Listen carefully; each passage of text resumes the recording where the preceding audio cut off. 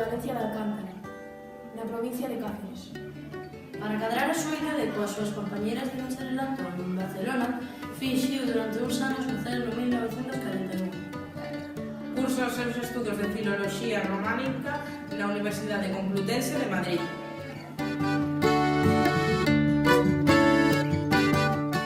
Ao longo da súa vida desenvolveu diferentes facetas como novelista, traductora, poetisa, ensaísta, docente innovadora e tamén colaborou con diferentes facetas en teoría. En 1963 chegou a Pontevedra, enamorouse de Galicia e da súa cultura, adoptando a lingua galega como lingua propia. 3 décadas máis tarde afirmou que a miña relación con Galicia e a miña opción pola súa lingua é simplemente unha historia de amor. Desta maneira, inicia e desenvolve a maioría da súa produción literaria neste idioma. Destaca coa literatura infantil e juvenil, onde é unha pioneira.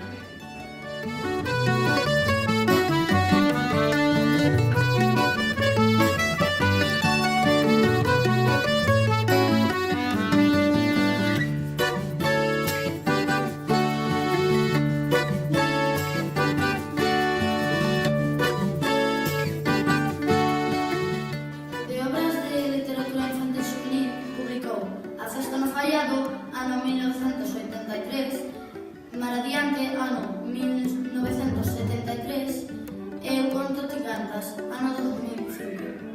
Ensaio, Diario da Luz e da Sombra, 2004. Poesía, Elexías de Luz, 2006.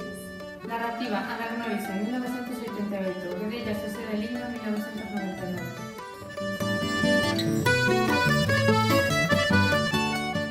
Publicou a súa derradeira obra En Conto Te Cantas no mesmo ano do seu falecemento, en 2005. Foi galardoada con numerosos premios, finalista co Premio Café Gijón e terceiro premio no Barco de Vapor en 1975 co Cantamentos.